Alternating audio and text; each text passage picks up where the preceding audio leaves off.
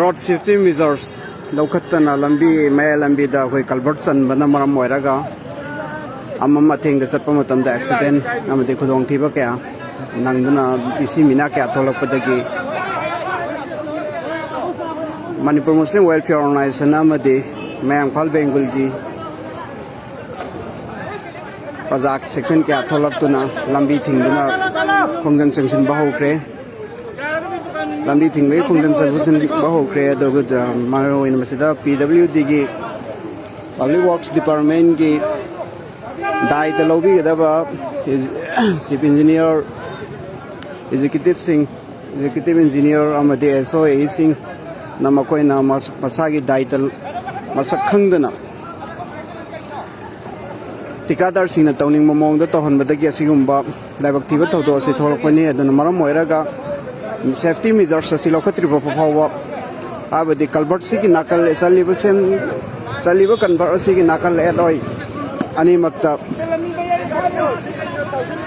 foot mari wangba checkpal lama khagalaga maduda reflector sing season naraga high si culvert chalibani culvert khudong thibul nangani aduna gari tapna thobi haibna singba miyam de information people name plate sing season naraga miyam de information pidri phawba amadi athu matamda hairiba mafam asi sengu sa travel taraga di miyam gi khongjal se hanbal nairoi haina asi Manipur Muslim Welfare Organization amadi mayang Imphal praja singna tholaktuna lambi thingjan ba hokre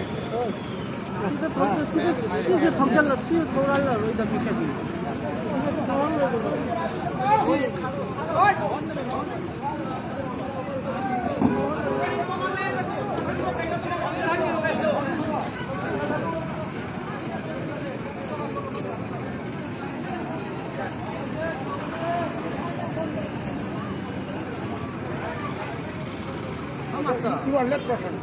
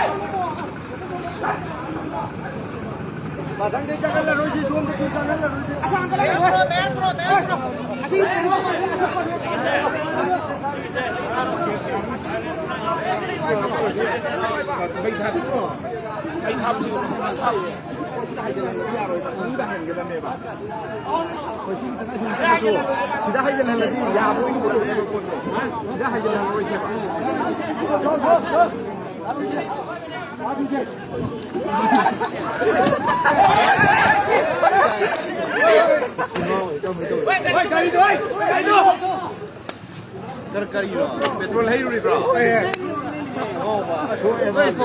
mai foi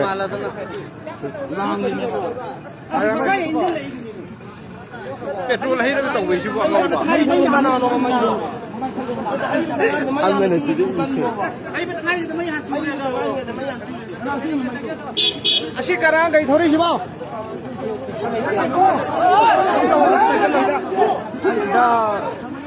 Andala lo je. Andala lo. Ashi da ta biyo shi mai bui. Si thasalo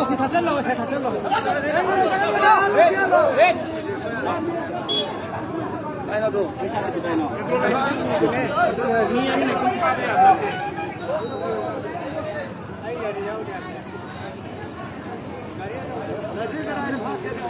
Mina petrol no hay ni mar ma khet na gele. Ta ka shamna.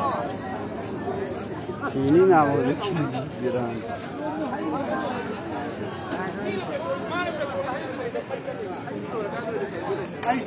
Ai